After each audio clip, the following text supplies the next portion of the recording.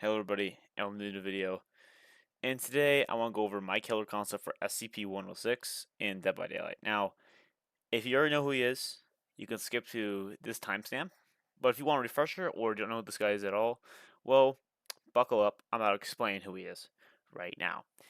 SCP-106 is a entity from the SCP Foundation. Now, if you don't know what that is, we're going to go over it real quick. So, the SCP Foundation is basically this wiki that people made, and we've had all these SCPs on it. And basically, when there's SCP, that means it's a what's the exact term for it? Um, Special Containment Procedures. That's what SCP stands for. And basically, these are objects or entities or anything in between that of things that could give you supernatural effects, paranormal effects, all of that. Basically, these are mystical, magical objects that are evil, good. We don't know. Maybe neutral. There's no knowing that. And SCP-106, as previously said, is the 106th one here. So this is relatively early on. This guy's been a staple ever since 2012, where we got the game SCP Containment Breach. We saw him in a game setting at that point, and he was scary. He could walk through walls. I'll show some footage here, and he could basically harass the player by being slower than them. He could go through walls and teleport wherever he wanted. Oh, fuck! Nah, nah, nah, nah, nah, nah. And yeah, overall, he was absolutely a menace. And he was scary. And then he had this pocket dimension. If he touched you, he wouldn't kill you. He would throw you in pocket dimension that you had to get out of, which was kind of hard to get out of. You actually had to like work and use your brain. And yeah, this gets us to where we are today. By the way, SCP is a free license. You can modify it however you want. You can go write something on the wiki today, and as long as I think the slot's open, you can get it. That's it. Simple as that. Probably you have to sign up and all that stuff, but yeah. Besides that, really, this is basically a free license. It can be used in games as it was used in Command Breach freely. Um, but yeah, let's get over to what this guy's power is going to be. And yeah, I'll see you guys there.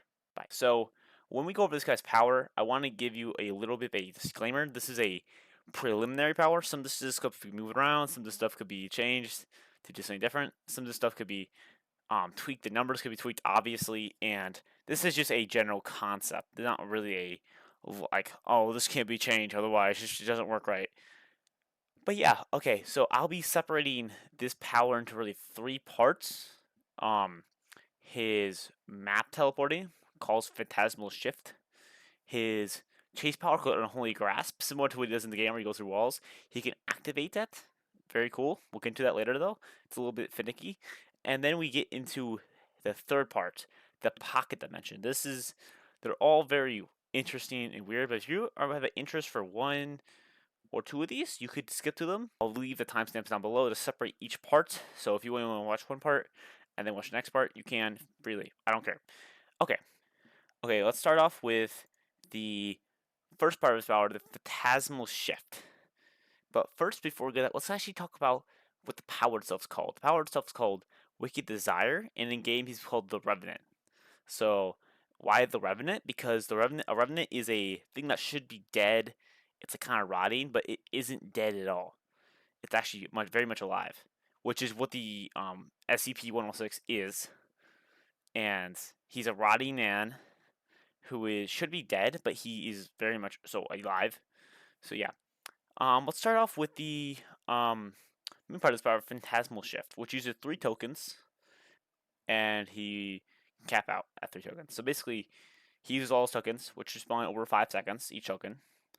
So it's kind of an investment to use it, but when you do use it, you kind of get this map-wide power that affects everybody. So how does this work? So the Revenant may traverse the map at 6.54 meters per second.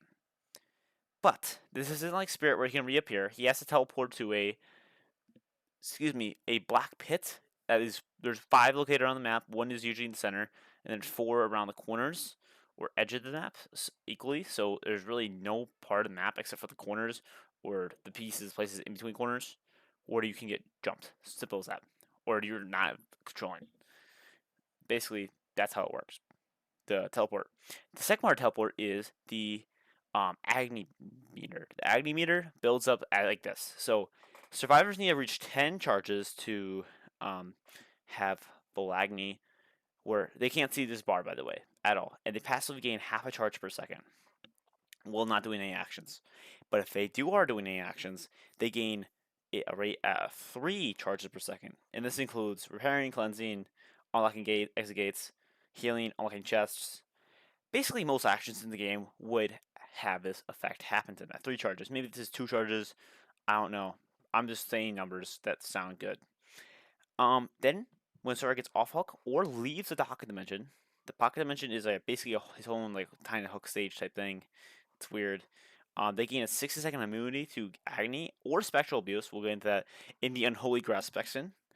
And basically, this will be you'll be immune as long as you don't commit a conspicuous action. Simple as that.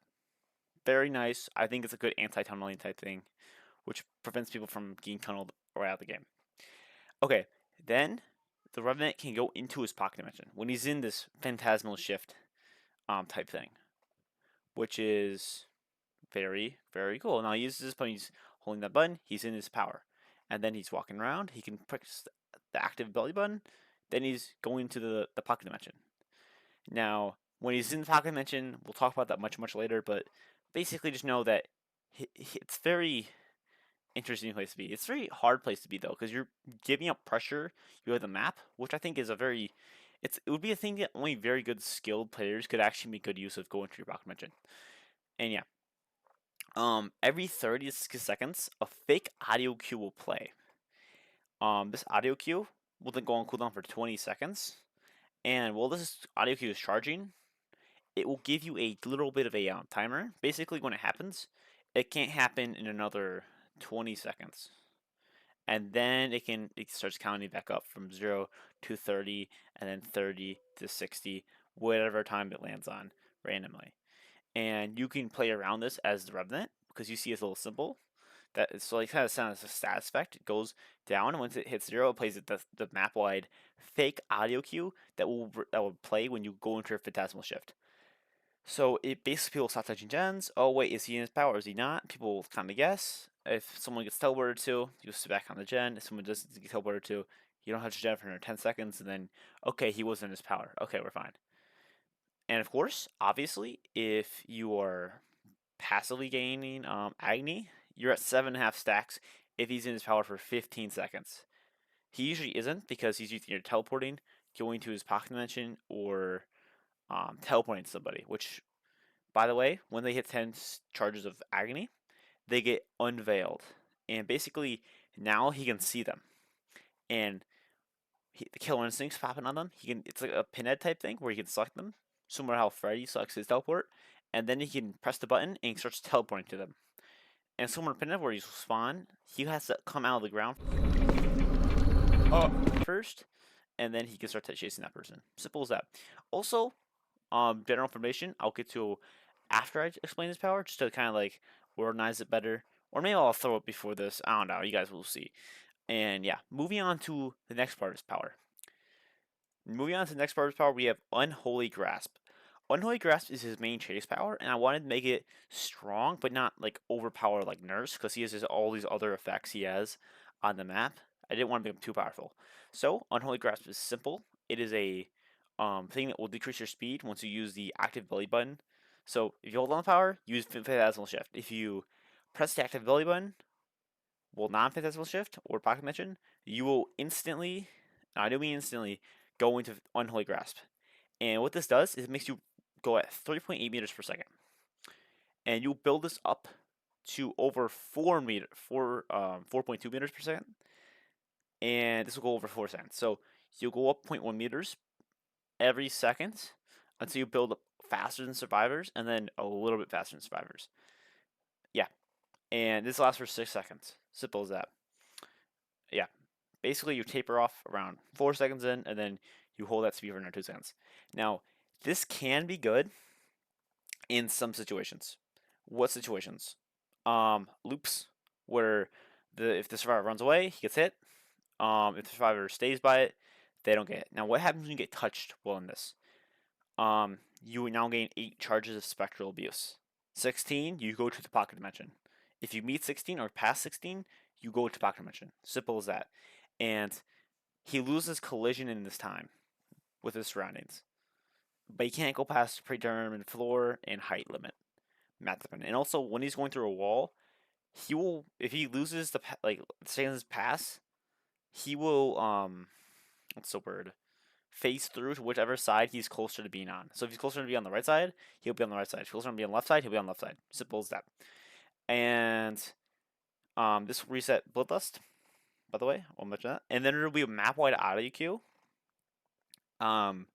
This is just to make sure Tinker isn't broken, where survivors are just chilling on a gen, and they get hit through the floor because they're, like, let's say, on Midwich, and you just see them come through up to the floor and hits you.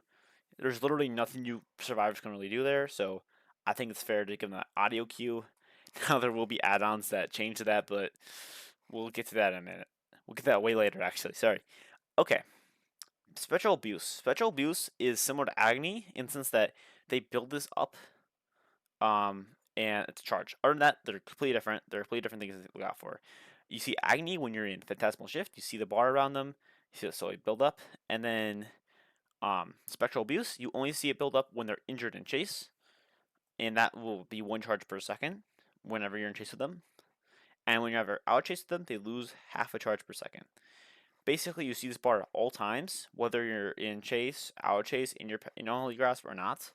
But you will not see this if you're in Phantasmal Shift, because then you will see the agony bar, which is different. If they meet 16, pass 16, be at 16, they go to the pocket dimension. That's simple as that. So yeah, basically, this is a kind of a nemesis type thing where you're chasing somebody for a different goal. Okay, I hit them. I hit them once. They start gaining ID and chase. They build up 9 charges. I'm a 4.4 killer, by the way. I'll probably throw it at the beginning. You're a little slower. You have 24 meter turret radius. Okay. You get the first hit pretty easy. You're chasing them. You get them to a loop. A loop where you're stronger at. You pop Unholy Grasp at like one side of the loop, and you flow through the wall, and they start running away, and then you start catching up to them, and you hit them. And Survivors, this is basically meant to be a power where I think, okay, I don't know if the numbers are right for this, but basically a power where Survivors, if they can identify when he's going to use it before he uses it, they can get away, and they're fine. But if they don't, and they make a bad call, they can potentially just go down. They get hit, they go down. Simple as that. And yeah, it's very hard to tell. I think that the animation would simply be him putting his arm up, and then he would go through the wall. Simple as that. And yeah, he can also pop out of Unholy Grasp whenever he wants. He can just press it again, pops out of it. When he does this, he gets a kind of like a quarter stun, a speed stun for a half a quarter second, and then he's able to go back up to full speed. Simple as that.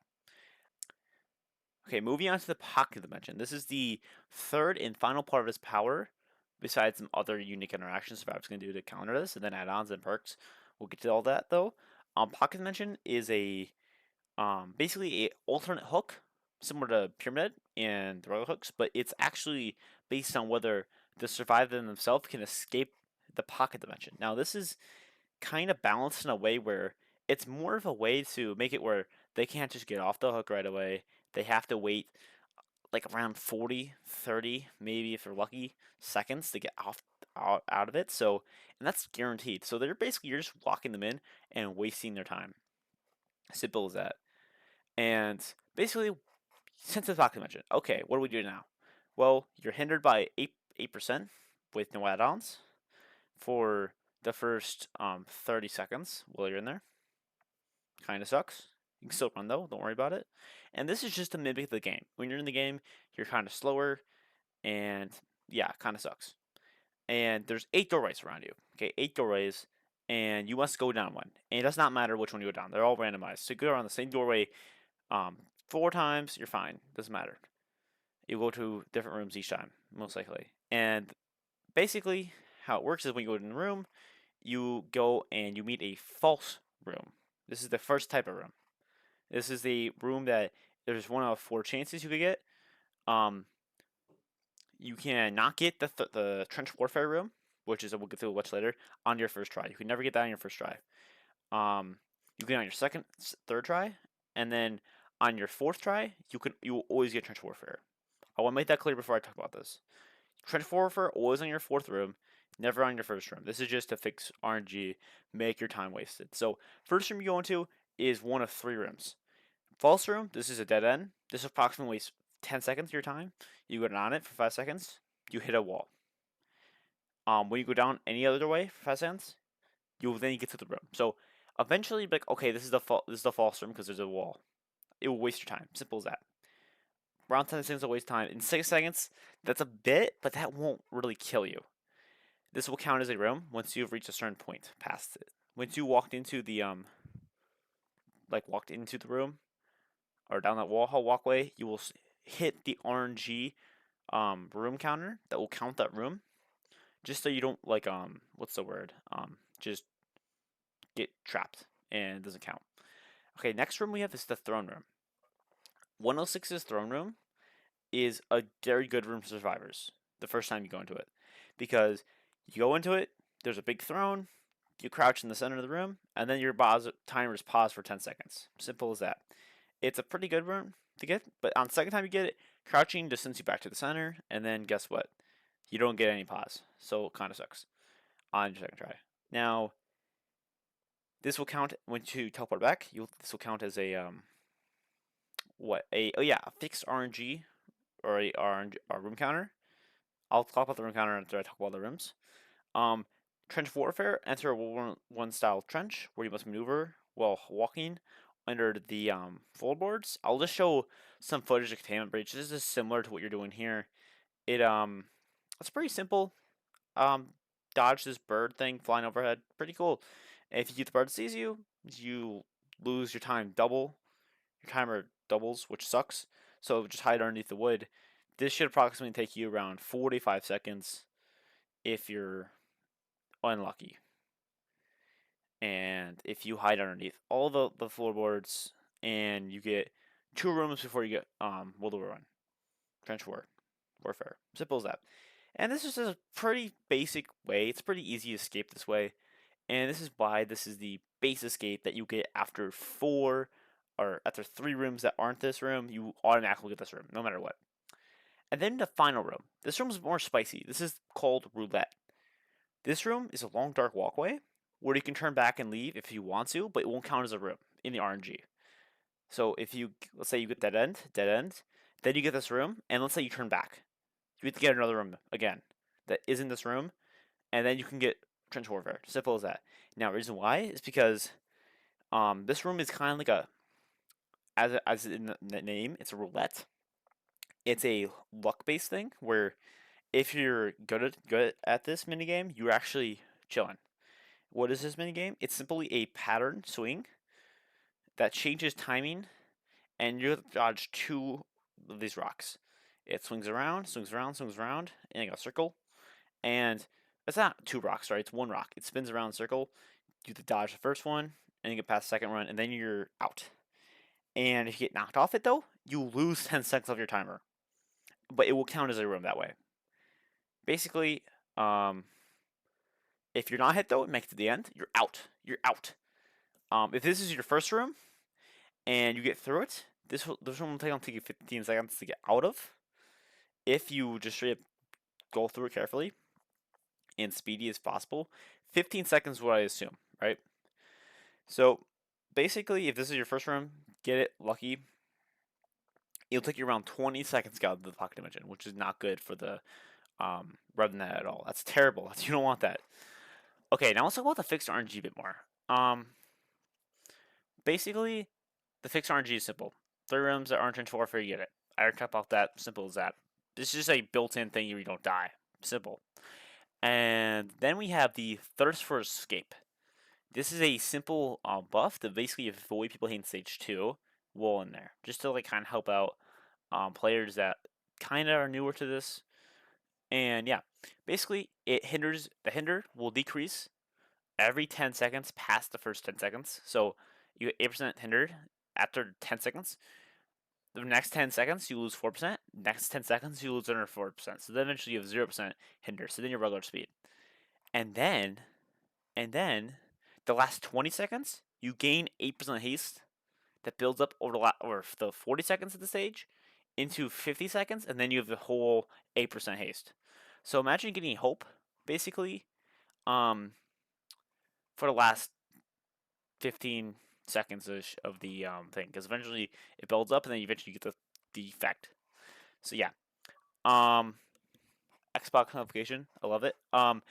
Then if you hit stage 2, it will act as if you hit stage 2 on hook. This is another hook stage. This is important because with his perks kind of are not off hooks, off hook stages, which is unique to him. And yeah, now if a survivor is in the pocket dimension and they've already reached stage 2, and let's say they're at stage 2, the timer runs out. They are they can still escape. They can still escape. Don't get twisted. And the Revenant now can go into the pocket dimension and kill them. Now he's going in there. Usually when he's in there, he just messes with survivors by making false room spawn, which are just dead ends. He has 3 tokens of that.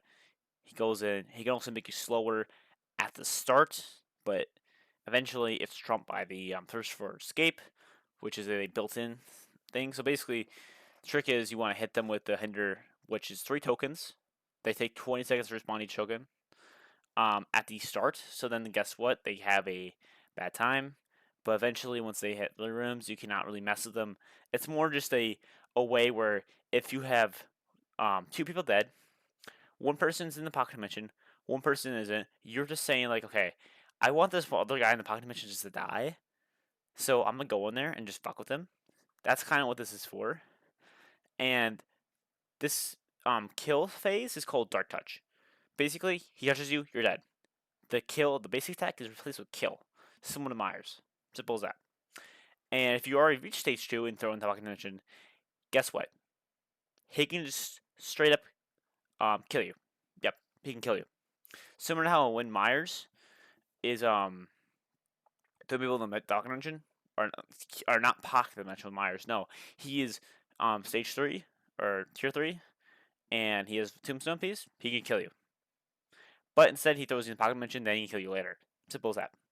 And he has to go in there and then kill you. Now, the reason why this is important because this enables survivors to do some like humongous altruistic plays to help out their teammates from dying, but at the same time cost them dearly. So, what is this Dark Touch a bit more? So basically, 50% hinder all the time. So basically, doubling your hinder, and then keeping that 15% off the top. 50% hinder. That's crazy.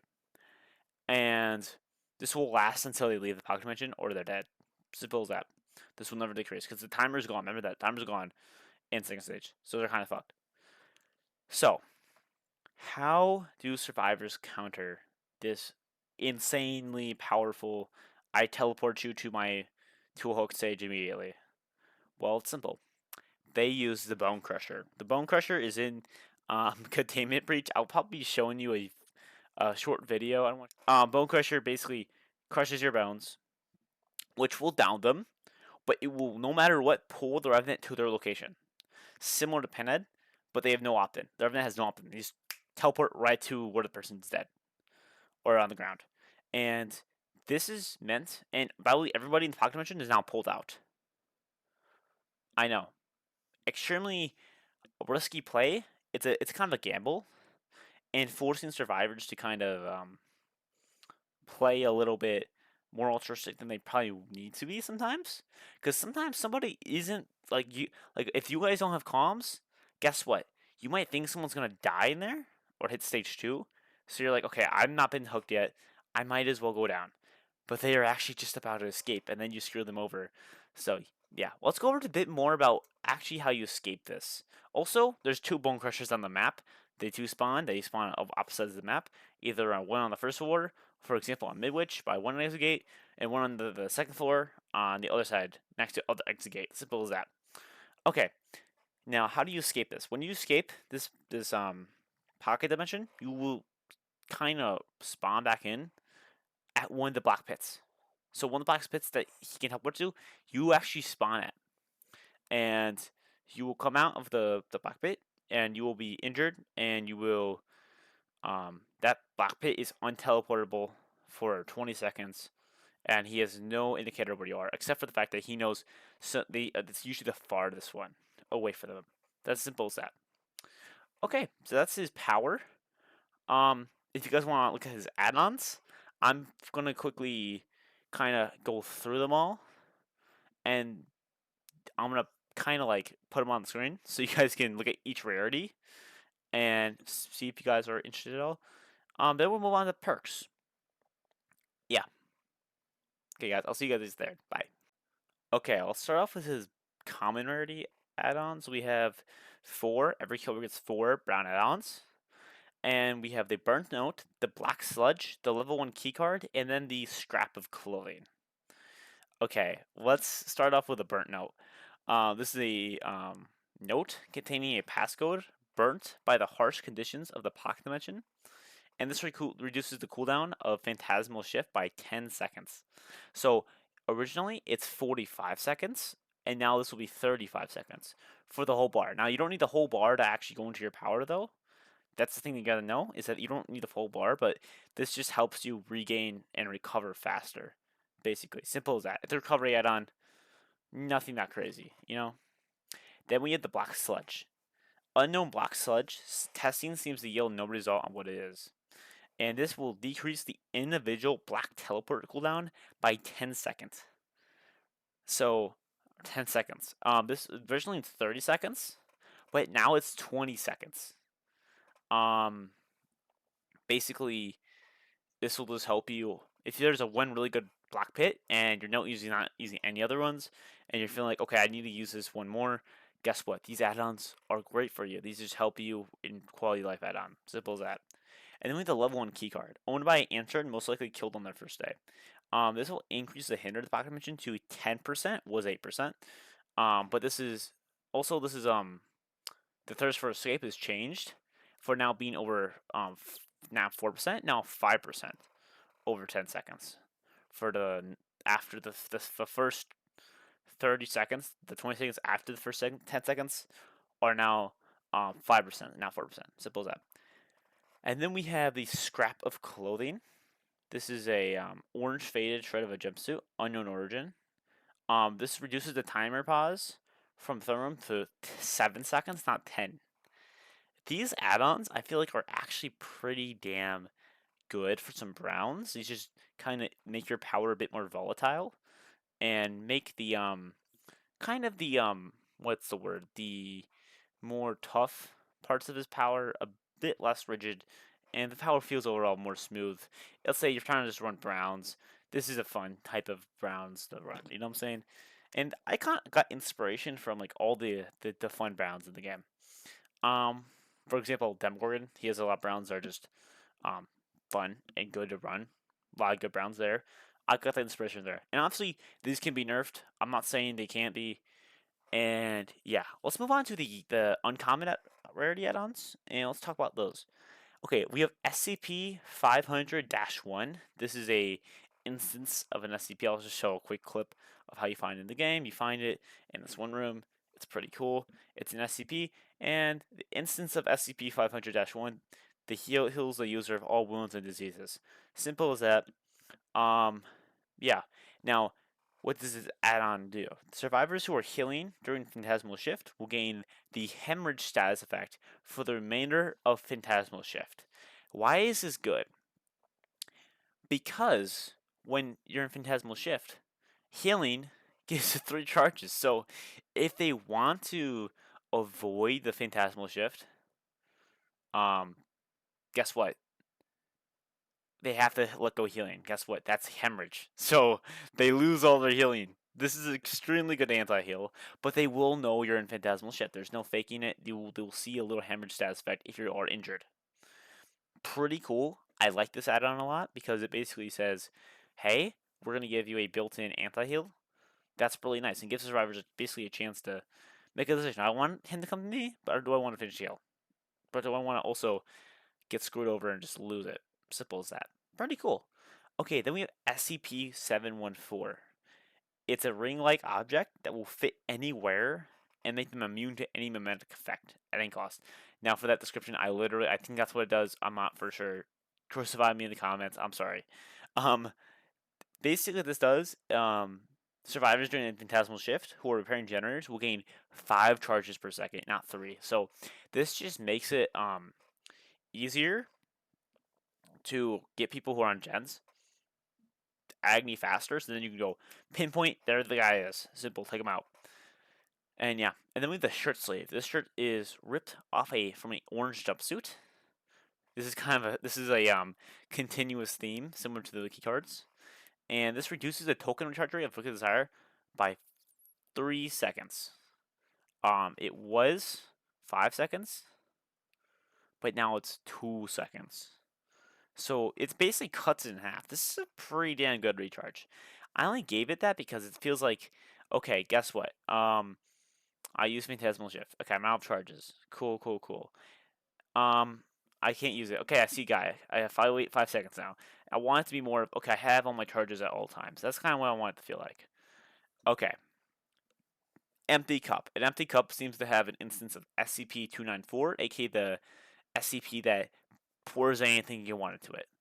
And even in the quote, it's a security guard saying, "You're saying there was liquid gold in this cup? Yeah, you can do that. It's weird. It's crazy." But what this does is on activation of the Bone Crusher, all survivors' auras are revealed to you for 6 seconds. So if they do make an altruistic play, you see exactly where everybody who teleported out of it, out of the pocket dimension, are as soon as it happens. So this is basically a kind of a counter to the Bone Crusher, and this is a decent one. This is a decent ass add-on. Now, I don't think the Bone Crusher is gonna be used that often, unless someone's about to die. So yeah, and this might be a tunneling thing. I think if you were to change it to everybody except the people who are in the pocket dimension, it might be good, might be better for the game. But yeah, I think that's a good place where it is right now. Okay, level 2 keycard. A keycard owned by a researcher probably killed her in an experiment gone horribly wrong. Um, This causes survivors to suffer from the blindness status effect for 60 seconds when leaving the pocket dimension. So they leave it, they get the blindness status effect for a minute. They don't know where the shit is. If let's say someone's on a regular hook, they don't know where that is either because they're in the pocket dimension. They don't know where anything is. They don't get notifications the same way people do when they leave. What's it called? The pocket dimension. They don't see shit on the map. They just see the pocket dimension. That's it. They kind of see the status effects of all their teammates doing shit, but that's kind of it. And the blindness is basically just to make it where people who get out of the pocket dimension can't just spawn and then see somebody go for save. Obviously, this fucks up Soul Q more than it does Swoof, but I kind of wanted to add blindness somewhere to kind of diversify it and different things. Okay, then we have the rare add-ons. SCP-106 document. Document detailing the horrors of SCP-106. And when on emerging from a black pit, of all the black pits are off cooldown. So simple as this: I teleport to a black pit, it's on cooldown. I wait, let's say 15 seconds. I can use it again. Originally, it's like I think what 30 seconds per black pit. Guess what? Yeah, it's 30 seconds. After I use this, that same black pit is now off cooldown. So the one I first teleported to, the second one is still on cooldown, but the first one is off cooldown. Simple as that. It will not work on black pits that are affected via teleport or what's the word for it? It won't work on ones that are people teleporting back from the pocket dimension. It won't, like the ones that are on cooldown because someone spawned there. Those are excluded because that would be too strong. And then the vile black substance, a vial full of black corrosive substance. And this makes Unholy Restoration increase by 2 seconds. With 6, now 8.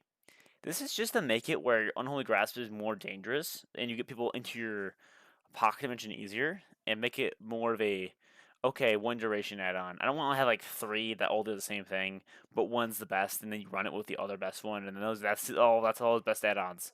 Like P-Head, which I will make an add-on pass on him for soon, which is like me going over his add-ons, how I would change each one. Simple as that. And yeah, okay, level 3 keycard. A keycard owned by a security guard killed during a camp bridge.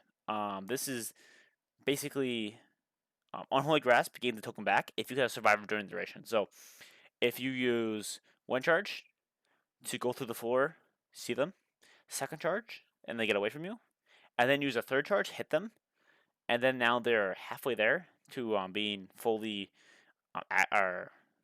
spectrally abused. You have another charge, and then you can go again and hit them. So this just gives you more of a what do they call map presence, because also you can get your charges back faster. So let's say I hit somebody, they go into the thing. Now I only have to wait 10, or let's say it's my last charge, I use it, and then guess what? I get a charge back, so now I have to wait only 10 seconds to use my teleport. That's good. That's really damn good. That's really nice.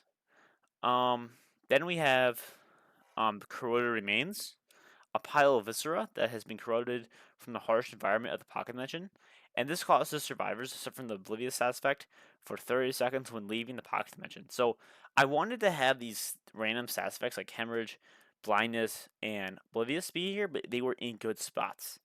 And when they leave the pocket dimension, I think oblivious for 30 seconds is good because if a bone crusher goes off and everybody's out, they start healing and shit, and someone starts running towards the middle map, and they run into the killer, and they don't know that the killer's there. Guess what? That's on them. That's not on the you know, um, game being unfair. It's called you kind of have to be more attentive when leaving the realm, more careful, all that. And then with the orange top, it's the top half of an orange jumpsuit. The bottom half has been ripped off. And this removes the audio cue when entering Unholy Grasp, but limits it to 4 meters per second. And yeah, okay, now I'm moving on to the very rare rarity add-ons. These are going to be very strong to being like borderline OP. I was just kind of going crazy here. Okay, so now we have the level 4 keycard.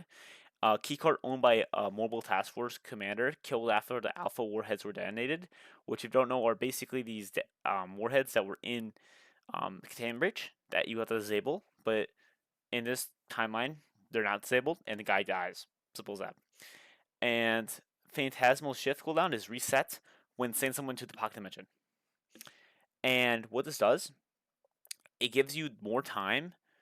It basically says, okay, when I get somebody in pocket dimension, if I have 3 tokens, I can just go in there for 15 seconds, and now I'm chilling. Simple as that. Pretty strong, as long as you have the tokens, obviously, and now you have the full bar. So overall, I think this is just there to give people, you know, more use of their teleport after they down somebody. So or to send somebody to the pocket dimension. So yeah, pretty cool. And then the soldier helmet. This is owned by a World War I veteran, which is, by the way, the old man, aka 106, who is a World War I veteran. At least it's applied, I think, through one of the stories. So that's why I put it in here. And when reaching max spectral abuse, survivors are hindered by 10%. So if they're injured and they're passively getting it and they get hit by it once, but they're not over the 16 limit, if they hit 16 limit, they're hindered by 10%. This is good because this is basically saying that if you get hit with this, unless you have a teammate or a sprint person 99 or a life, you're basically screwed. Simple as that. Then we have the corroded orange jumpsuit. Jumpsuit heavily damaged by the harsh environment of the pocket dimension. When emerging to a black pit, a illusionary Revenant will spawn as well and produce a terror radius and walk towards the nearest survivor for 6 seconds. It will disappear after touching the survivor or the time runs out. Yeah, basically, this is a straight up fake illusionary one, similar to how Freddy has his illusionary ones, except this one chase people. And if it touches you, it goes away. It's like, oh, wait, it's a fake one. But yeah, 6 seconds, kind of weird on the timing. But there's gonna be 5 of them, so or 4 of them, because one will just be him. And this is just a way to make it where people get knocked off gens. Like this is go with Dead Man Switch. That's what I'm thinking. I want like similar to one where the Dredge one where lockers open, you're working survivors. I think that's really cool. So yeah, and then the last very rare we have the soulless head of Dr. Maynard, who released SCP-106. Causes survivors to scream once the survivor is sent to the pocket dimension. So this is a straight up, hey, buddy, I fucked your friend over. Now I'm gonna fuck you over. This is a snowball type thing, and this kind of is an infectious fright because this killer, if he wants to use his power effect like a lot and chase, he can't use infectious fright. So this could be nerfed to just being your terror radius, but honestly, how it is right now, it rewards you for using your power well and gives you info for that. So I think that's cool. Okay, then we have the ultra rares. These are might be OP as fuck, but yeah. Okay, level 5 keycard. A keycard owned by a member of the O5 Council, left behind when the Omega warheads were activated. So the keycard was left behind, by the way. The O5 guy just disappeared. He didn't die, because that would be crazy. And then Unholy Grasp does not build Spectral Abuse anymore. But Unholy Grasp now injures survivors of Hell State. This could actually be basic. This could actually be a main feature, and maybe like he spits out like this black corrosive material that if you step on some of the permanent shit, you are now injured. Maybe it's like that. I don't know. But now you can only gain it through being injured and gaining the charges passively. But now basically if you're on the ground, he can send you down to the pocket dimension at 10 charges. Simple as that.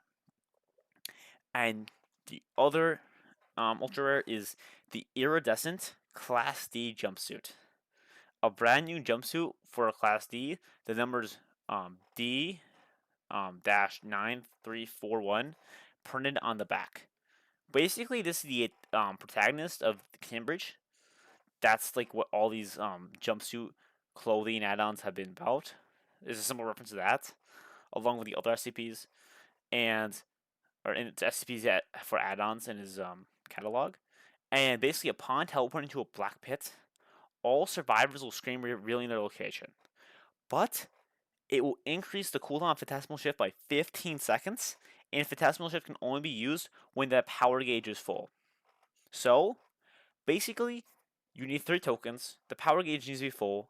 After every minute, you get this map-wide scream that everybody screams, and you know everybody's location is. But this gets rid of your big teleports.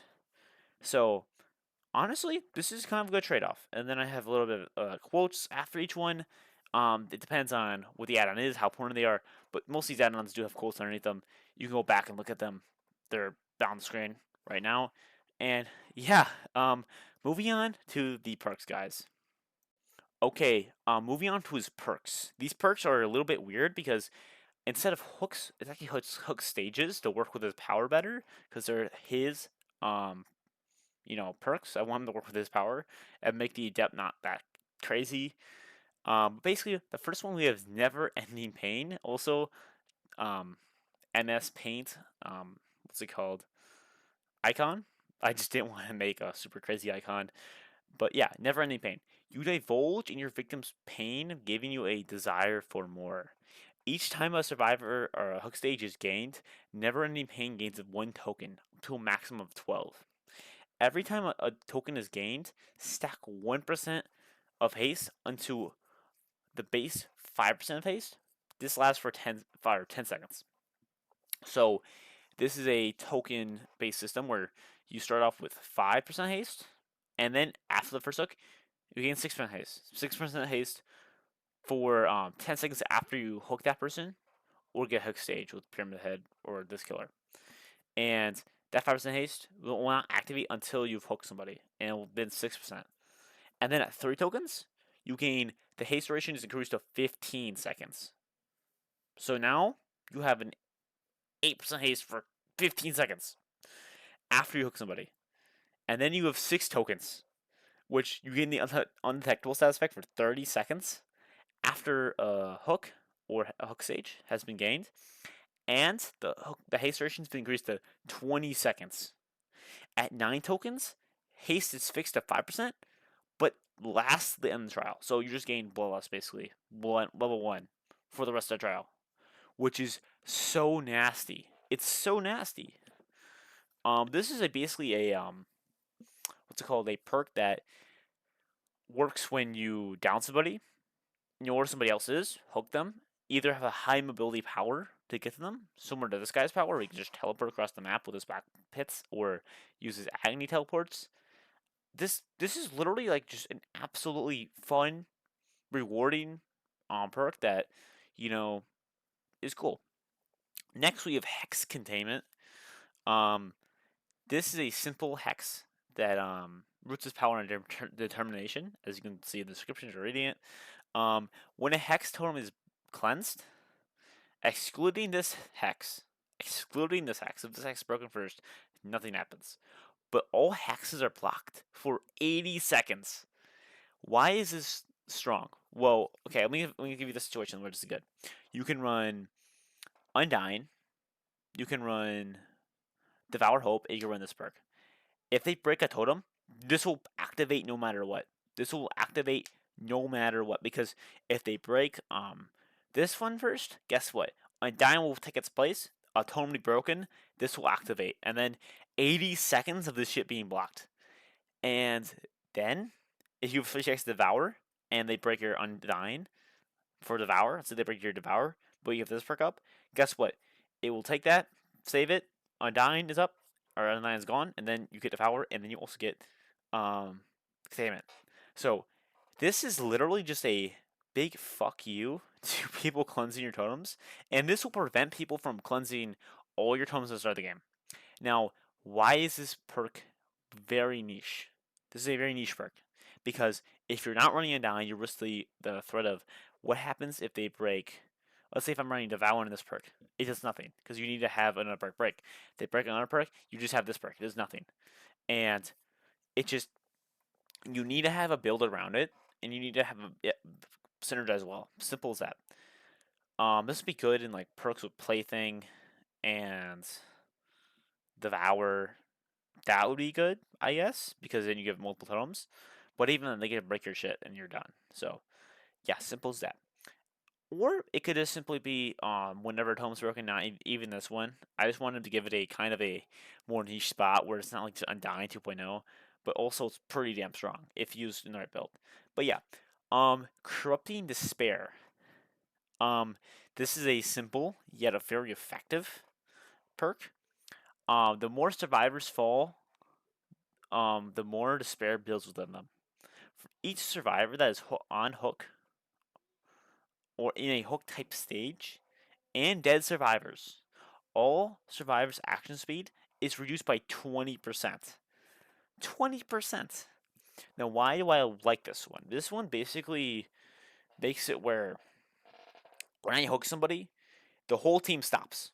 The whole team stops what they're doing, and they have to coordinate a save as fast as they can so they can do gens effectively. Because like right now, let's say I'm working on a gen. It's around 50%. The killer hooks somebody, then comes over my gen. It's still at 50%. They get the gen. Would pop. That's 15% of the gen. Now I'm at 35%. But now I'm working for like the 20% nerf is crazy. And let's say somebody dies early, the game's basically over, and you're screwed. You're basically screwed. It basically ends the game. And yeah, this works with hooks or cages because it's a hook stage type stage. As long as they're inside of it, they are giving their team a huge nerf. And the whole point of this is that we use with the power, you can put somebody in your pocket dimension, and then that person is screwing over their entire team for as long as they're in there, and it takes a long time to get out. Unless you want to play roulette, which then roulette will screw you over. So yeah, okay. Thank you guys if you have watched the whole video. If you have any critiques of this power, changes, kind of like little moving some things around, uh, please comment down below. I love hearing you guys' opinion. And yeah, I'll see you guys next time. This was really fun making this video. Um, I'll be uploading I think in no, I think 2 days from now. If you guys are interested in the Pyramid add-on pass type thing where I'm reworking this add-ons, be on the lookout for that. And yeah, I'll see you guys next time. Bye.